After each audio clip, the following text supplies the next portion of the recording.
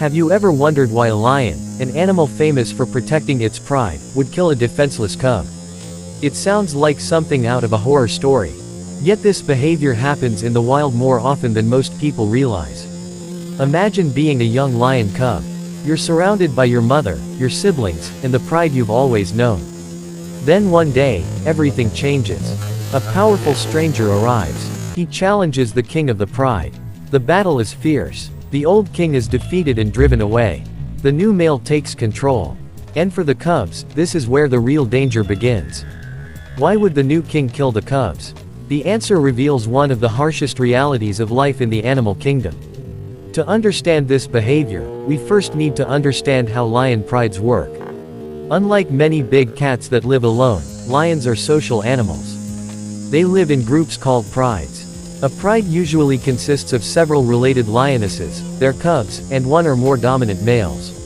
The females are the heart of the pride. They hunt together, raise cubs together, and often remain in the same pride for their entire lives. The males, however, live a very different life. A male lion's position is never guaranteed. Throughout his life, he faces constant threats from younger, stronger rivals. At any moment, another lion can challenge him for control. And when that happens, only one can remain king. When a new male takes over a pride, he knows something important. His time at the top is limited. On average, a dominant male may only control a pride for 2 to 4 years before being challenged himself. That means every moment counts. The new male has one primary goal: to pass on his genes before he loses his position. But there's a problem. The lionesses already have cubs. And those cubs belong to the previous male. As long as the lionesses are caring for those cubs, they won't be ready to have more offspring. In fact, a lioness may spend many months nursing and protecting her young before becoming fertile again. For the new male, that's valuable time he can't afford to lose. So nature has shaped a brutal solution. The new male kills the cubs that are not his. Once the cubs are gone, the lionesses can become fertile again within just a few weeks. This allows the new male to father cubs of his own before another rival arrives. To us, this behavior feels cruel. But lions don't make decisions based on morality. They don't think in terms of right and wrong. They act according to instincts that have been shaped over millions of years by evolution. From a biological perspective, the strategy works. But that doesn't mean the lionesses accept it without a fight. Far from it. When a new male approaches their cubs, lionesses often become incredibly aggressive. They growl, charge, and risk their lives to defend their young. Sometimes several females will unite against the newcomer.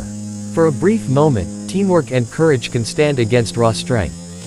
Yet despite their bravery, a fully grown male lion is an incredibly powerful animal. Weighing up to 250 kilograms, with immense strength and powerful jaws, he often has the advantage. Many lionesses lose this battle. But some succeed in saving their cubs. And over time, lionesses have developed clever strategies to improve their cubs' chances of survival. Some will hide young cubs in dense vegetation during a takeover. Others may mate with multiple males before giving birth. Scientists believe this can create confusion about paternity. If a male thinks a cub might be his, he may be less likely to kill it. Nature is constantly shaping both sides of the struggle. The males evolve strategies to pass on their genes. The females evolve strategies to protect their offspring. It's a never-ending battle. What's even more surprising is that lions are not the only animals that behave this way. Infanticide has been observed in several species, including some primates, bears, and other mammals. While the details differ, the reason is often similar. The goal is to increase reproductive success. This doesn't make the behavior pleasant to witness. But it helps scientists understand how survival and evolution influence animal behavior. When we watch wildlife documentaries, it's easy to see animals as heroes or villains. But nature doesn't work that way. There are no good guys and bad guys. There are only animals trying to survive and reproduce in a competitive world. The lion that kills cubs isn't evil. The lioness defending her young isn't acting out of revenge. Each is following instincts that have been shaped over countless generations. And that's what makes the animal kingdom so fascinating. The more we learn about it, the more we realize that survival often comes with difficult choices. So the next time you see a majestic lion standing proudly on the African savanna, remember that behind that powerful image lies a complex story of competition, survival, and evolution. Life in a lion pride is far more complicated than most people imagine. And sometimes, the truth about nature is even more astonishing than fiction.